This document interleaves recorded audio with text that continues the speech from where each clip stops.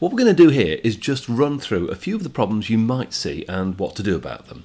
The first and the most obvious, and sometimes the most time-consuming, is people who have lost their passwords.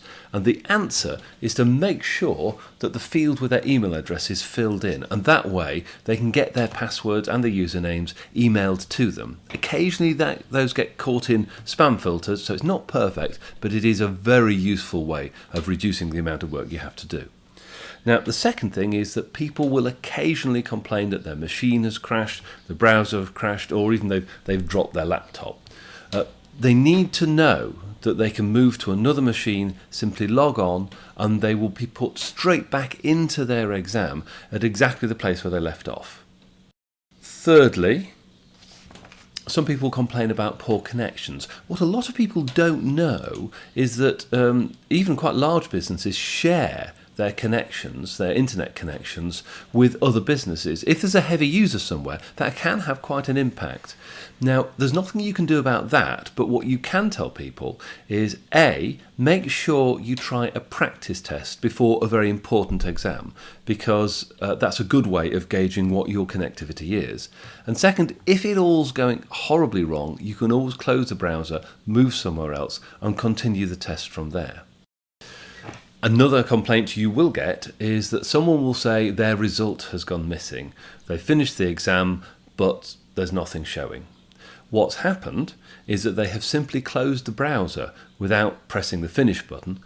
And if you go online and have a look at the live results, you'll find out the results still there. It hasn't been finished.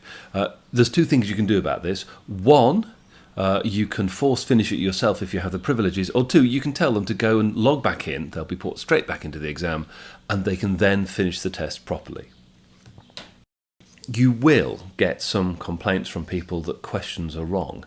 Now, the difficulty with these sorts of complaints are that they can be very vague, so you must tell your users that in the bottom left hand of each question screen is a unique reference. It's got a reference to the exam and a reference to the actual screen, and that without that there's not a lot you can do with their problem. It's a great way of linking back people's complaints about questions to those specific questions, not getting lost, as it were. And of course some questions will be ambiguous and occasionally wrong, so it's very useful feedback information.